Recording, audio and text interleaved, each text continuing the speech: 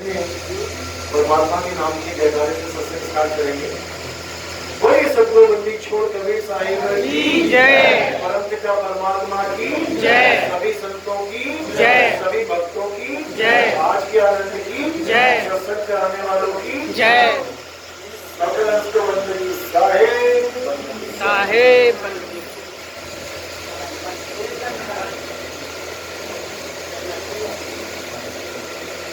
तो आज परमात्मा की अपार कृपा है जो सागर में फिर से एक बार सत्संग का आयोजन किया गया है, मूल ज्ञान का आयोजन किया गया है। क्योंकि अब समय आ गया है मूल ज्ञान का। आज से पहले पवित्र ज्ञान बहुत चला, बहुत से संत महात्मा आए और उन्होंने बहुत प्रचार भी किया और बहुत सी संगत को जोड़ा भी। वो अपना काम कर चुके हैं, जितना परमात्मा ने उनको काम दिया था वो पूरा हो चुका है। उन्होंने भक्ति की नींव डाल दी है, उन्होंने इंसान को इंसान बना दिया है। जो इंसान पहले मीट मांस शराब ये गंदी चीजें खाता था, इन संतों ने आके उसका जीवन पवित्र कर दिया है। अब वो इस लायक है कि मूल ज्ञान को समझ सके, मूल ज्ञान को हृदय में प्रवेश करा सके। ये उन्हीं संतों की बदौलत है, इसलिए सब संतों की हमें वंदना करनी चाहिए। जो भी जिसका गुरु पहले रह चुका है, हमेशा उसका आदर सम्मान करना, हमेशा उसके चरणों में नमन करना, क्योंकि अगर वो है तभी आप यहाँ पे हो। अगर वो आपके जीवन में ना आए होते तो इस मूल ज्ञान को समझना कोई खेल नहीं था। बड़े बड़े ऋषि मुनि, बड़े बड़े पीर पैगंबर इस ज्ञान को नहीं समझ पाएगा, लेकिन आज आप अपनी किस्मत पे नाज कर सकते हो कि उस मूल ज्ञान को आप यहाँ बड़े आराम से समझ के बैठे हो। ये केवल परमात्मा की दया है और किसी की नहीं। जैसे पीएचडी कराने के लिए, किसी को डॉक्टर बनाने के लिए, इंजीनियर बनाने के लिए पहले उसे पहली, दूसरी, पांचवी, 10वीं, 12वीं कक्षा में जाना ही होता है, तब जाकर उसको इंजीनियरिंग में एडमिशन मिलती है, डॉक्टरी में एडमिशन मिलती है।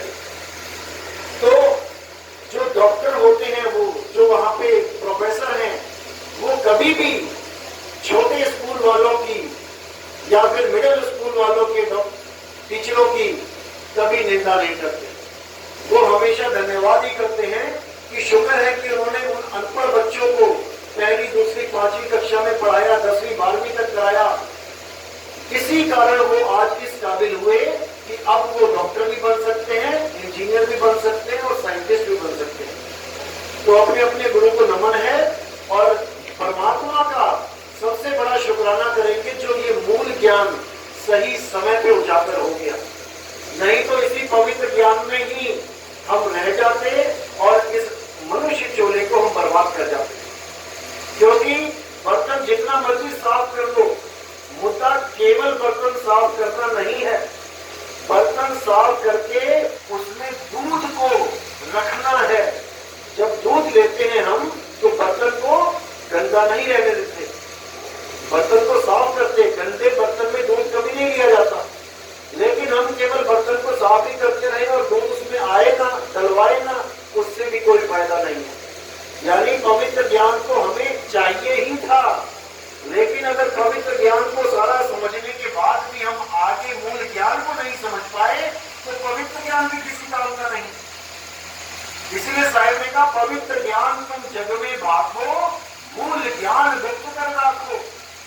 मूल ज्ञान को बिल्कुल गुप्त रखना, पहले पवित्र ज्ञान का उजागर होने देना, गली गली में, शहर शहर में डंका बजने देना। किसका? संत मत का। चाहे कोई भी संत क्यों ना बैठा हो, वो पहले सब धर्मों से तोड़ के आपको एक से जोड़ेगा। सारे जितने भी दुर्गाएं हैं, मंदिर, मस्जिद, गुरुद्वारे, उन सबसे ऊपर आपको एक शब्द से जोड़ेगा, एक नाम से जोड़ेगा, एक भगवान से जोड़ेगा। वो बाद में पता लगेगा कि किससे जोड़ा गया था, लेकिन शुरुआत तो एक से ही करेगा। तो वो पवित्र ज्ञान है जो आज तक आपने सुना, पढ़ा और जाना। तो कहते हैं पवित्र ज्ञान तुम जग में भागो, मूल ज्ञान गुप्त कर राखो, धर्मदास मेरी लाख दुहाई, और मूल ज्ञान बाहर ना जाई। अगर अभी तुमने मूल ज्ञान का उजागर करवा दिया तो असली जब समय आएगा तो तुम्हें पता ही नहीं लग पाएगा शिष्यों को, हंसों को, कि कौन सच्चा कौन झूठा। इसलिए तुम केवल पवित्र ज्ञान का विस्तार करो। तुम्हारे ग्रंथ पढ़ पढ़ के हजारों कबीर पंथी गुरु पवित्र ज्ञान को सत्य मान के उसी के आधार पर ज्ञान देना शुरू कर देंगे। कोई सतलोक ले जाने की बात करेगा, कोई कहेगा नहीं उससे भी 2 लोग आगे जाना है, अलग लोग, अनामी लोग। कोई मंत्रों को पकड़ के बैठ जाएगा, कोई शरीर यानी कबीर साहब की देही को परमात्मा बोलने लग जाएगा। तो ये सब पवित्र ज्ञान में आता है। तो कहते हैं धर्मदास मेरी लाख दुहाई, मूल ज्ञान बाहर ना जाई, मूल ज्ञान बाहर जो परही, पिछली पीढ़ी हंस न करही। पिछली पीढ़ी यानी कि जो लोग कबीर साहब के ज्ञान को सुन के पिछले अज्ञान को छोड़ के तो आगे आ गए, लेकिन मूल ज्ञान ना होने के कारण उस पंथ में वो पिछली पीढ़ी में ही रह जाएंगे। तो कहते हैं मूल ज्ञान तब लग छुपाई, जब लग द्वादश पंथ ना मिट जाए। अब ये द्वादश पंथ क्या है, इसका जिक्र अनुराग सागर में बिल्कुल स्पष्ट किया गया है। गरीबदास जी महाराज का द्वादश पंथ है, जिसमें 2 गतियां पहले चल रही थी, एक त्यागी और एक ग्रस्त। जो तीसरा दूत आया उसमें, जिसका नाम है हंस मुनि, यानी बातें वो हंसों वाली करेगा, कबीर कबीर करेगा, लेकिन जब आप नाम लोगे तो आपको मुनियों वाले नाम पकड़ा देगा। मुनि ऋषि मुनि वाले नाम, ओम कलियम हरियम शरियम पकड़ा देगा और कहेगा कि इससे तुम्हारी मुक्ति हो जाएगी। कभी नहीं होगी। क्यों नहीं होगी? क्योंकि ये सब पावन अक्षरी नाम है। तो साहेब कहते जो नर पड़े बावन के फेरा, सो नर जानो काल के चेहरा। जो तुम्हें 52 अक्षरी नाम देके कहे बेटा यही असली नाम है और इसको सारी उम्र जपते रहना, समझ जाना वही काल का दूत है। और कोई सींग नहीं होंगे काल के दूतों के, ना तो सींग होंगे ना बड़े बड़े दांत होंगे, वो गलत नाम देने वाले ही काल के दूत हैं। तो कहते हैं जो नर पड़े 52 के फेरा, सो नर जानो काल के चेहरा, जब टूटे 52 का डोरा, सहजे छूटे काल झकोरा। जब ऐसा गुरु मिल जाएगा तो 52 के डोरे को ही तोड़ देगा, सारे नामों को ही छुड़वा देगा। जो राम राम करता है उससे राम छुड़वा देगा, जो वाहे वाहे गुरु करता है उससे वाहे गुरु छुड़वा देगा, जो अल्लाह अल्लाह करता है उससे अल्लाह छुड़वा देगा। जब वो गुरु आएगा तब असल में वो वस्तु का ज्ञान देगा कि राम वस्तु क्या है, वाहे गुरु वस्तु क्या है, अल्लाह वस्तु क्या है। केवल नाम नहीं जपना है, केवल नाम जपने से मुक्ति नहीं मिलेगी। बाबा नानक ने उस समय समझाया उन लोगों को जो राम राम जपते थे। क्या बोला? अरे राम राम करता जब फिरे राम ना पाया जाए। राम राम करने से कभी राम नहीं मिलेगा। जैसे आपको पैसा चाहिए, धन चाहिए, तो आप धन धन धन धन सुबह से लेकर शाम तक जपते रहो, कुछ मिलने वाला नहीं है। तो कैसे मिलेगा? एक गुरु धारण करो, वो आपको कोई तरीका सिखाएगा। कोई मोटर मैकेनिक, कोई गुरु मोटर बांधना सिखाएगा, कोई डॉक्टर गुरु डॉक्टरी सिखाएगा, कोई इंजीनियर गुरु इंजीनियरिंग सिखाएगा, कोई सुनार गुरु आपको गहने बनाना सिखाएगा। जब वो विधि आपको पता लग जाएगी तब आप पैसा कमाने लायक हो जाओगे, नहीं तो बैठ जाओ कहीं पे जपो पैसा पैसा पैसा। तो साहेब कहते धन धन कहे जो धनिया होए, तो निर्धनिया रहे न कोई। इतना आसान नहीं है राम को पाना, क्योंकि राम को पाने से पहले राम को जानना पड़ेगा कि राम है क्या। इसीलिए बोला है राम से बड़ा राम का नाम। अब राम से बड़ा राम का नाम कैसे होगा? राम जी से किसी ने पूछा आपका क्या नाम है, वो बोल के बताया उन्होंने कि मेरा नाम राम है। अब दीवार पे राम लिख दो, राम और मां, उससे पूछो कि क्या तुम्हारा नाम है, क्या वो बोल के बताएगा? कभी नहीं बताएगा। तो राम से बड़ा राम का नाम कैसे हो गया? अरे भाई ये वो राम का नाम नहीं है जो 52 अक्षरी लिखा जा रहा है। राम से बड़ा राम का नाम वो है जो राम जी के शरीर को चला रहा है। जिस शरीर को देख के हम सोच रहे हैं कि ये राम है, असल में वो राम जी के आत्मा के कपड़े हैं। कृष्ण जी के शरीर को सोच देख के हम कह रहे हैं कि वो कृष्ण जी हैं, असल में वो कृष्ण जी की आत्मा के कपड़े हैं। तो कृष्ण जी और राम जी कौन है? वो आत्मदेव ही राम है, वो आत्मदेव ही कृष्ण है। उस आत्मा को ही नाम बोला जाता है, उसी को नाम, उसी को सतनाम बोला जाता है। शुद्ध चैतन्य स्वरूप आत्मा जिसमें कोई विकार नहीं होता, वही सतनाम है। उसी के लिए बोला है सतनाम, एको सतनाम करता पुरुष, वही करता है। उसी की वजह से बॉडी चल रही है। आप सोच रहे हो मैं कर रहा हूं, आप नहीं कर रहे हो, आत्मा की वजह से सब कुछ हो रहा है।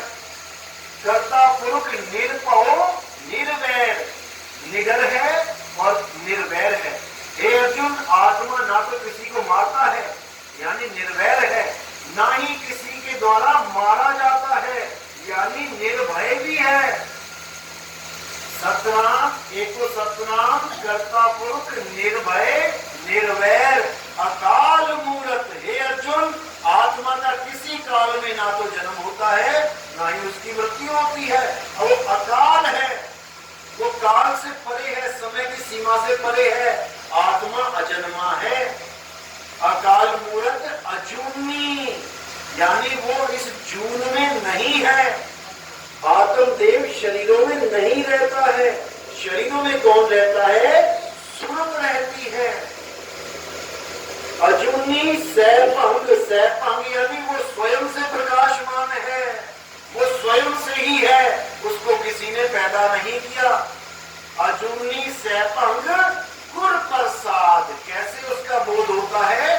जब गुरु प्रसाद देता है। कौन सा प्रसाद? ये केले बर्फी, इससे नहीं होता।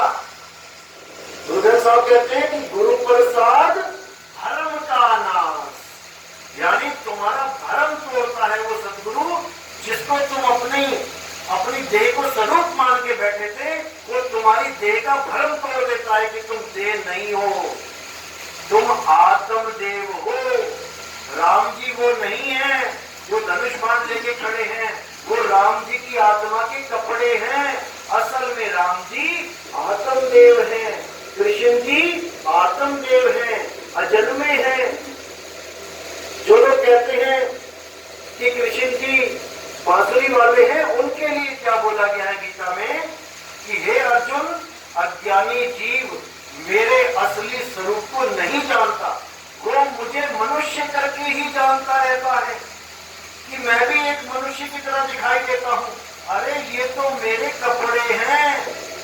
हे अर्जुन, मैं और तुम, हम दोनों ही शरीर नहीं हैं, हम दोनों शरीर से अलग आत्मदेव हैं। और ये जितने राजा महाराजा इस युद्ध मैदान में खड़े हैं, ये भी शरीर नहीं है, क्योंकि ऐसा कोई समय नहीं था जब ये नहीं थे, और ऐसा कोई समय नहीं आएगा जब ये नहीं होंगे। हे अर्जुन, तुम चाहकर भी इनको नहीं मार सकते, तुम केवल इनके शरीरों का नाश कर सकते हो, जो तुम्हारे द्वारा ना किए जाने पर भी एक दिन स्वयं ही नाश हो जाएंगे।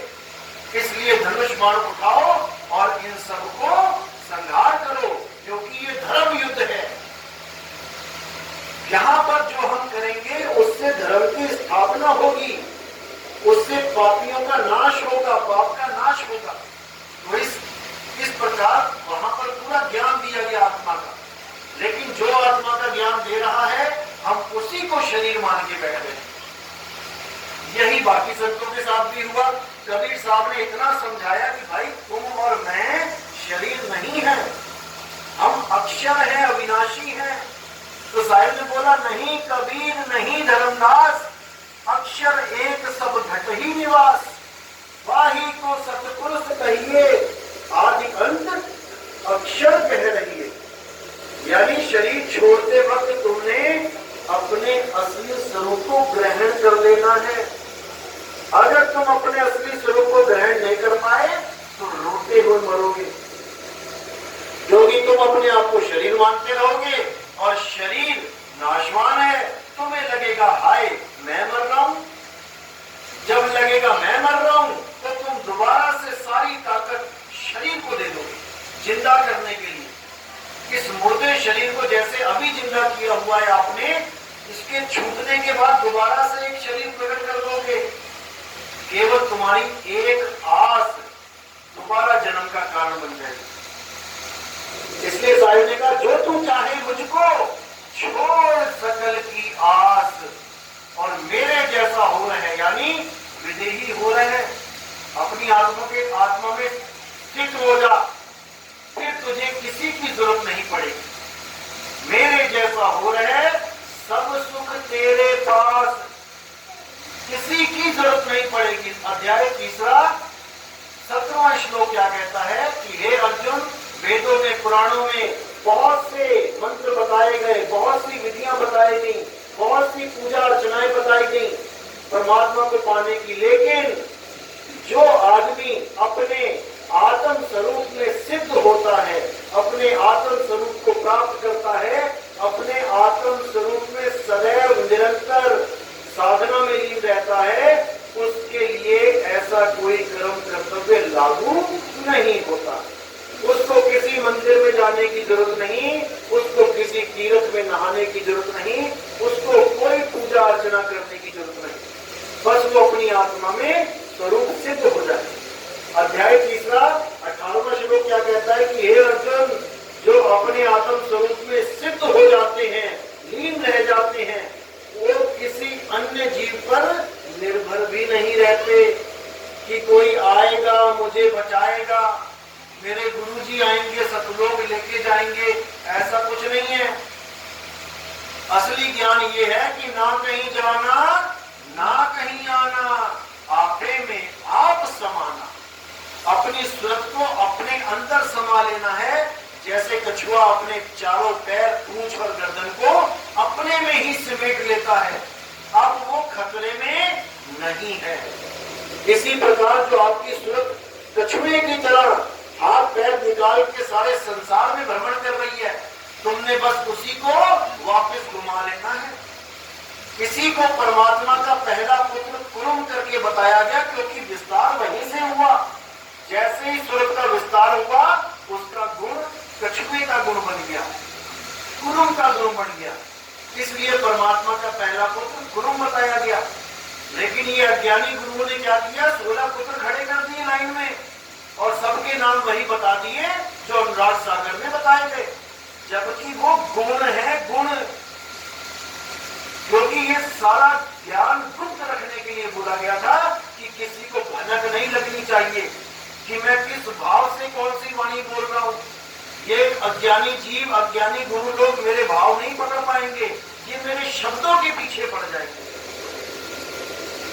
जहां पर मैं सोहम बोलूंगा ये मंत्र बना लेंगे, जबकि मेरे कहने का भाव होगा जो तू सो हम। ये अज्ञानी जीव सोहम देखते ही उसको मंत्र बना के जपना शुरू करवा देंगे। लेकिन जब मेरा हंस आएगा तो सारे अज्ञान को खोल के उसको रिजेक्ट करवा देगा और इस दुनिया में एक ऐसा ज्ञान चलेगा जो किसी ग्रंथ में नहीं है, क्योंकि ग्रंथ में सार शब्द नहीं है, सार शब्द घट घट में है। जैसे ये करंट है, ये करंट किसी किताब में नहीं है, इसका नाम भले लिखा होगा किताबों में करंट, लेकिन ये करंट किसी किताब में नहीं है, ये किताब से बाहर है। ऐसे ही असली गुरु का नाम, असली परमात्मा का नाम किसी किताब में लिखा ही नहीं जा सकता। वो अलेख है, वो बावन से परे है। तो गरीबदास जी कहते 52 आखर लेख राम रंग होरी हो, वो आखर यामे नाही राम रंग होरी हो, कागज कलम कलेश राम रंग होरी हो, वो रहा शेष का शेष राम रंग होरी हो। यानी वो 52 अक्षरों में नहीं है परमात्मा का नाम, आप उसको बोल ही नहीं सकते। तो साहिब कहते हैं होठ कंठ लागे नहीं और जीव्या नहीं उच्चार, गुप्त वस्तु जो लख है सो है हंस हमार। जो होठ कंठ द्वारा बोल के दिया जाए वो नाम नहीं होता। इसलिए साहब ने गुरबाणी में भी बोला कि 52 अक्षर लोक त्रय सब कुछ इन्हीं माही, और ये आखर खिल जाएंगे वो आखर इनमें नहीं। वो अक्षर इन ग्रंथों में नहीं है, वो बोलने लिखने पढ़ने से न्यारा है। लेकिन सब गुरु कह रहे हैं हमारे पास शब्द है, हमारे पास शब्द है, हमसे शब्द ले लो। तो साहिब कहते हैं शब्द शब्द बहु अंतरे, सार शब्द मत लीजिए। कहे कबीर जहां सार शब्द नहीं, दरेक जीवन सो जीजे। धिक्कार है उस जीवन पे जो मनुष्य चोले में आकर भी शब्द की परख नहीं कर पाया। अरे शब्द शब्द सब कोई का है, वह तो शब्द विदेह जीवा पे आवे नहीं, निरख परख कर ले। वो जीव पे नहीं आता भाई, उसकी परख करनी होती है, और उसकी परख सतगुरु करते हैं, विवेकी गुरु करते हैं। अरे गुरु मेरे सब ही बड़े, अपनी अपनी ठोर, शब्द विवेकी पारखी सो माथे का मौत। गुरु बहुत से बना लिए हमने, हजारों गुरु करते चले आ रहे हैं, लेकिन क्या शब्द विवेकी पारखी गुरु मिला? अभी तक नहीं मिला था। नहीं तो 52 अक्षर पहले ही छुड़वा दिए जाते। तो काल का जाल क्या है? इस दुनिया में 4 प्रकार के शब्द होते हैं। काल भगवान 3 प्रकार के शब्द देता है अपने हंसों को। कौन कौन से? जाप, ये मुंह से देने वाले जाप, जो तिरंजन ओंकार आरंकार सोहं सतनाम ओम कलियम हरियम श्रीयम सोहं सत्यम सतगुरु ककाल मूल शब्द रूपी राम। ओम हरे कृष्ण ओम राम हरे कृष्ण हरे राम ओम नमः भगवते वासुदेवाय। जितने भी ये नाम जपने वाले हैं, ये काल का पहला जाल है, इसको कहते हैं जाप शब्द। दूसरा शब्द क्या है? अजप्पा शब्द। उसमें ये मंत्र नहीं दिए जाते, उसमें श्वासों पे ध्यान लगवाया जाता है। श्वासों में एक मंत्र खुद चल रहा है, उसी को ये लोग महामंत्र कह देते हैं, अजप्पा कह देते हैं, जिसको जपा नहीं जा सकता। जैसे सांस अंदर जाती है तो एक शब्द आता है सो, सांस अंदर ली सो, और सांस छोड़ी हम, सो हम, सो हम। इसी को अजप्पा शब्द कहते हैं। ये काल का दूसरा जाल है। और तीसरा जाल क्या है? जाप और अजप्पा से अलग 5 तत्वों की 5 धुनें। जैसे ये पंखा आवाज कर रहा है, इसकी भी एक ये शब्द, ये भी शब्द है, ये भी एक आवाज है, लेकिन ये तत्वों की आवाज है। तो ऐसे ही हमारे शरीर में 5 तत्व हैं, और कान में उंगलियां डाल के इन्हीं 5 तत्वों की 5 आवाजों को सुनने का ज्ञान दिया जाता है। ये काल का तीसरा जाल है। इन्हीं 3 जालों को तोड़ के हमने चौथे सार शब्द को पहचानना है। कौन कौन से शब्द हैं? जाप शब्द, अजपा शब्द, अनहद शब्द और सार शब्द। अब 3 को जब हम छोड़ देंगे तो क्या होगा? जाप मरे, अजपा मरे, अनहद भी मर जाए। इन तीनों शब्द में सूरत को नहीं लगाना है। अब कौन सा शब्द बचा? सूरत समाये शब्द में, यानी सार शब्द में। वाह को काल न खाए, उसको काल नहीं खाएगा जो सार शब्द में अपनी सूरत को लगा लेगा। तो कहते हैं पहुंचोगे वह देश जब तुम सार शब्द का सिमरण करते करते उस देश में पहुंचोगे। पहुंचोगे वह देश जब तुम शुद्ध रहे ना दे, 5 तत्व गुण 3 नहीं, ऐसा शब्द विदे। ये 5 तत्व 3 गुण, ये सब फिसल जाओगे, भूल जाओगे कहां चला गया तुम्हारा शरीर, और तुम केवल और केवल सार शब्द में लीन रहोगे। उसके बाद वो अवस्था बनेगी कि ना कहीं जाना ना कहीं आना, आपे में आप समाना। बस यही मूल ज्ञान है, इसी मूल ज्ञान को समझना है। और ये बिल्कुल सही समय आ चुका है जब सारी दुनिया में ये मूल ज्ञान का डंका बजेगा, क्योंकि 10वीं 12वीं सब बच्चे कर चुके हैं।